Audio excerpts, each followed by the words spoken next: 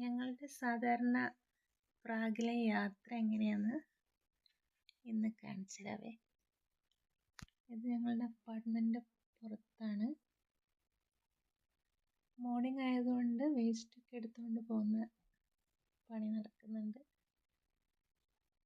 പിന്നെ കാറുകളൊക്കെ ഇങ്ങനെ അപ്പാർട്ട്മെൻറ്റ് പുറത്താണ് ഞാൻ നിർത്തിയിടുക. അപ്പം നമ്മൾ നടന്ന് ബസ് സ്റ്റോപ്പിലെത്തി. ബസ് നമ്പേഴ്സാണ് ഇതൊക്കെ. അപ്പം ഇത് ടൈമിങ്, ഓരോ ബസ് നമ്പറിൻ്റെയും ടൈമിങ്, റൂട്ടും. അപ്പം നമ്മൾ ബസ് വന്ന് ബസ്സിൽ ഒക്കെ സെൻസേഴ്സും എല്ലാം ഉണ്ട്. ഗൂഗിൾ റൂട്ടും സ്റ്റോപ്സും ഒക്കെ അങ്ങനെ പറയും. അപ്പം നമ്മൾ ഈസിയാണ് യാത്രയൊക്കെ. Příští zastávka Motor.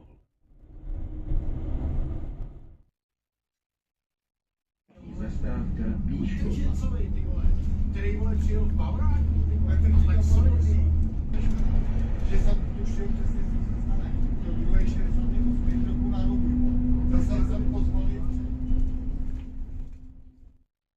പിന്നെ രണ്ടാമത് മെട്രോ, അണ്ടർഗ്രൗണ്ട് മെട്രോ ഉണ്ട്. ഇവിടെ 3 മെട്രോ ആണുള്ളത്. അപ്പം നമ്മൾ green metro, green, yellow, red, ഇങ്ങനെ 3 മെട്രോകൾ. അപ്പം നമ്മളിപ്പം ഗ്രീനിലാണ് കയറുന്നത്. അപ്പം ആ 3 മെട്രോയിലും നമുക്ക് ഓരോ ജംഗ്ഷനിൽ നമുക്ക് വേണമെങ്കിൽ മാറി കയറാം. ഈ യെല്ലോയും ഗ്രീനും തമ്മിൽ ജോയിൻ ചെയ്യുന്ന, യെല്ലോയും റെഡും ഗ്രീനും റെഡും തമ്മിൽ ഒരു പോയിൻ്റ് ഉണ്ട്. അപ്പം നമുക്ക് മാറി കയറണമെങ്കിൽ ആ സ്റ്റോപ്പിലെത്തിയിട്ട് മാറിക്കയറാം. അപ്പം നമ്മൾ ഈ സ്റ്റോപ്പ് മാറി കയറണം. അപ്പം നമ്മളതിന് വേണ്ടി ഒരു സ്റ്റോപ്പിൽ ഇറങ്ങി അടുത്ത മെട്രോ പിടിക്കാൻ വേണ്ടിയിട്ട് പോവാണ്. എസ്കലേറ്ററൊക്കെ നല്ല പൊക്കത്തിലുണ്ടാവുക. അങ്ങനെ അടുത്ത മെട്രോ വന്നു.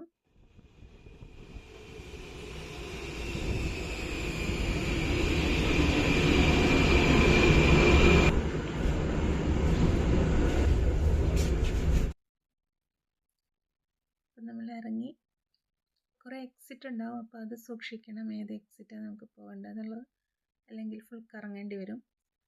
അപ്പോൾ നമ്മൾ ലിഫ്റ്റിലൂടെ പുറത്തിറങ്ങി.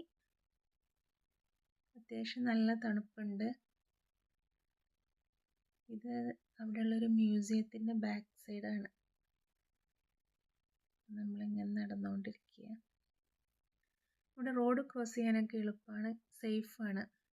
പ്രസ് ചെയ്ത് കാത്തു നിന്നാൽ മതി, വണ്ടി നമുക്ക് വേണ്ടി കാത്തിരുന്നോളൂ. സേഫായിട്ട് ക്രോസ് ചെയ്യാൻ. പിന്നെ മൂന്നാമത്തെ ട്രാം.